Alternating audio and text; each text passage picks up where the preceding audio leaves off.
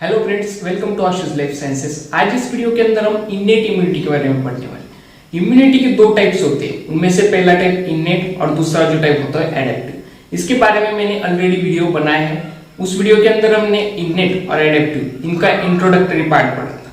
अब इस वीडियो के अंदर हम इन्नेट इम्यूनिटी क्या होती है इसके बारे में पढ़ेंगे। अब इन्नेट इम्यूनिटी के कुछ कैरेक्टरिस्टिक्स है वो आप पहले देखिए। ये जो इम्यूनिटी होती है इसे हम नॉन स्पेसिफिक इम्यूनिटी कहते हैं। It is the non-specific, and for what it is non-specific?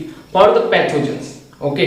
और ये जो इम्यूनिटी है वो फास्टली परफॉर्म होती है, फास्ट प्रोसेस होती है, लेकिन ये फास्ट प्रोसेस होने के बावजूद लॉन्ग लास्टिंग नहीं होती। अगर कोई भी चीज आसानी से मिल जाए तो उसकी वैल्यू नहीं होती, वैसे ही इन्नेट इम्यूनिटी। और एक कब से प्रेजेंट होती है? अगर कोई न्यूबॉर्न बेबी बॉर्न होता है, नवजात शिशु, तो उसके जन्म से ही इन्नेट इम्यूनिटी प्रेजेंट होती है। और इसका एक की पॉइंट है, आप देखिए कि इसे हम फर्स्ट डिफेंस भी कहते हैं, first defence immunity, because it is a first defender. मतलब कोई भी अगर कोई होस्ट के अंदर कोई पार्टिकल आ जाता है बाहर से, फॉरेन पार्टिकल, तो उसके अगेंस्ट फर्स्टली इन्नेट इम्यूनिटी काम करेगी। ठीक है, तो इसके कुछ बैरियर्स है। इन्नेट इम्यूनिटी के भी दो टाइप्स हम कंसिडर कर सकते हैं, दो मोड्स कंसिडर कर सकते हैं, एक तो सेल्यूलर मोड और दूसरा ह्यूमरल। उससे पहले आप कुछ इसके बैरियर्स देखिए। पहला इसका बैरियर होता है जो फिजिकल बैरियर्स होते हैं, फिजिकल बैरियर। अब फिजिकल बैरियर कौन सा होता है? अगर आपकी बॉडी के अंदर कोई ऑर्गेनिज्म एंटर करना चाहे तो कहां से करेगा? पहला तो स्किन होती है, हमारी स्किन होती है। अब कोई भी ऑर्गन होगा तो स्किन से ही अंदर आएगा। ये देखिए एक ह्यूमन की स्किन है। अब स्किन के अंदर कोई पैथोजन आता है बाहर से, कोई बैक्टीरिया हो गया, देखिए ये बैक्टीरिया है। अभी बैक्टीरिया अंदर आने के बाद में जो इम्यून सेल्स होती है वो उसे डिफेंड करती है और हमारी बॉडी को प्रोटेक्ट करती है। दूसरा जो हो गया फिजियोलॉजिकल, फिजियोलॉजिकल। अभी फिजियोलॉजिकल बैरियर्स कैसे होते हैं? जो स्टमच के अंदर आपका एसिड होता है, हाइड्रोक्लोरिक एसिड, या फिर उसके साथ साथ जो म्यूकस लेयर होता है जो हमारे नोज में होता है, यूसोफेगस में होता है, ट्रैकिया में होता है, जो म्यूकस फ्लूइड होता है, वो भी जो बैक्टीरिया, वायरस और फंगस बॉडी के अंदर एंटर करने के बाद में उनकी एक्टिविटी को रेजिस्ट करेगा, वही ट्रैप होगा। अगर आप देखिए आपको कोई भी इंफेक्शन होता है तो बॉडी के अंदर कौन से सोर्सेस है, ऐसी कौन सी एंट्री है जहां से पैथोजेंस बॉडी के अंदर एंटर कर सकते हैं? वैसा तो हमारा नोज होता है और माउथ होता है। ये दो जगह से कोई भी पैथोजन बॉडी के अंदर आसानी से एंट्री करता है। इसीलिए तो कोरोना वायरस जब आउटब्रेक हुआ था तो मास्क लगाना कंपलसरी कर दिया था। तो यही सोर्स है, यही जगह है, वहां से कोई भी पैथोजन बॉडी के अंदर एंटर कर सकता है। इसके साथ साथ ही जो साइटोकाइन्स होते हैं, अब मैं आपको इसके दो टाइप्स पढ़ाऊंगा। देखिए आप पहले इन्नेट इम्यूनिटी के दो टाइप्स में कंसिडर करेंगे हम। जो पहला टाइप है उसको सेल्यूलर, सेल्यूलर मोड कह सकते हैं आप इसे, और दूसरा जो है वो ह्यूमरल मोड। अब इसके बारे में आप समझिए। सेल्यूलर मोड आप इस वर्ड से समझ सकते हैं कि सेल से रिलेटेड। अब सेल से रिलेटेड कौन से सेल्स? अब ये इम्यूनिटी पढ़ रहे हैं, जो सेल्स होती है वो इम्यून सेल्स होती है। अब जो इम्यून सेल्स है वो क्या करती है? हमारे बॉडी के अंदर जो पैथोजेंस आता है उसके अगेंस्ट वो काम करती है और उसकी एक्टिविटी को रेजिस्ट करती है, या फिर कोई भी फॉरेन पार्टिकल को किल कर देती है। तो इसके अंदर कौन से सेल्स होती है? आप ध्यान में रखिए कि सेल्यूलर मोड के अंदर जो इम्यून सेल्स होती है, बॉडी के अंदर की इम्यून सेल्स कौन सी है? जो कि dendritic sales, dendritic sales, dendritic sales के साथ साथ नेचुरल किलर सेल्स, उसके साथ साथ मास्ट सेल्स, मास्ट सेल्स के साथ साथ माइक्रोफेजेस। ये जो कुछ मैंने यहाँ पर नेम्स लिखे, ये जो है वो इम्यून सेल्स है। इसके साथ साथ ही जो डब्ल्यूबीसी के अंदर जो न्यूट्रोफिल्स, इओसिनोफिल्स, ये जो थे ये कंपोनेंट्स, वो भी सेल्यूलर मोड के अंदर ही आते हैं। ये सभी कंपोनेंट भी सेल्यूलर मोड के अंदर ही आते हैं। और कहते हैं कि डब्ल्यूबीसी, अगर व्हाइट ब्लड सेल्स कम हो जाए तो इम्यूनिटी भी लो हो जाती है।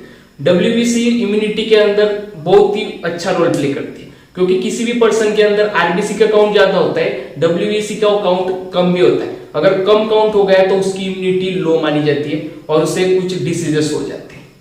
तो डब्ल्यूबीसी इम्यूनिटी के अंदर बहुत ही इंपॉर्टेंट रोल प्ले करती है। इसीलिए तो एक पर्टिकुलर लेवल के अंदर ही डब्ल्यूबीसी होनी चाहिए। उसके साथ साथ ये ह्यूमरल मोड क्या होता है? ह्यूमरल मोड मतलब जो सी प्रोटीन होता है, सी प्रोटीन का मोड होता है। जो सी प्रोटीन की जो सिस्टम है, प्रोटीन के अंदर जो सी प्रोटीन है वो कितने होते हैं आप देखिए। सी प्रोटीन आपने बहुत बार सुना होगा, C1, C2, C3 ऐसे C10 तक होते हैं। ये प्रोटीन्स होते हैं जो सी प्रोटीन कहते हैं, हमें इनकी टेस्ट भी की जाती है। और एक बात मुझे आपको बताइए कि बॉडी के अंदर कोई भी ऑर्गेनिज्म मतलब कोई भी पैथोजन एंटर करता है, आप देख लीजिए यहाँ पर मैं ड्रॉ करता हूँ, ये ह्यूमन बॉडी की स्किन का एक आउटर, ये स्किन का एक लेयर है। अब स्किन के लेयर के अंदर क्या होगा, देखिए एक बाहर से कोई भी फॉरेन पार्टिकल आता है, ये एक बैक्टीरिया कंसिडर कर लीजिए, और ये अंदर आ जाते हैं। अंदर आने के बाद में क्या होगा, ये जो dendritic cell, natural killer cell, mast cells, macrophages, ये जो इम्यून सेल्स है उसके अगेंस्ट काम करने लगे। देखिए डेंड्राइटिक सेल का मैं यहाँ पर ड्रॉ करता हूँ। डेंड्राइटिक सेल इस तरीके से होता है, कुछ बहुत ही अच्छा स्ट्रक्चर होता है डेंड्राइटिक सेल का। ये डेंड्राइटिक सेल का स्ट्रक्चर हो गया। नेचुरल किलर सेल भी इस तरीके से होती है, ये हो गई नेचुरल किलर सेल। जो मास्ट सेल्स, माइक्रोफेजेस है, इसका इस तरीके से स्ट्रक्चर होता है, ये हो गई माइक्रोफेजेस। अब ये क्या करेगी, ये जो फॉरेन पार्टिकल आ गया ना बॉडी के अंदर, ये जो बैक्टीरिया आ गया है यहाँ पर, तो ये जो माइक्रोफेजेस है वो इसे डायरेक्टली एनगल्फ कर लेगी, इसे डायरेक्टली खा जाती है ये जो माइक्रोफेजेस है। और इसके अंदर एक रोल आप देखिए कि जो डेंड्राइटिक सेल्स है उनके ऊपर एक रिसेप्टर प्रेजेंट होता है। अगर कोई भी फॉरेन पार्टिकल हमारी बॉडी के अंदर आता है तो उसे वो देख लेती है। अब इसे देखने के बाद में क्या करेगी, ये सिग्नल भेजेगी इस माइक्रोफेजेस के ऊपर।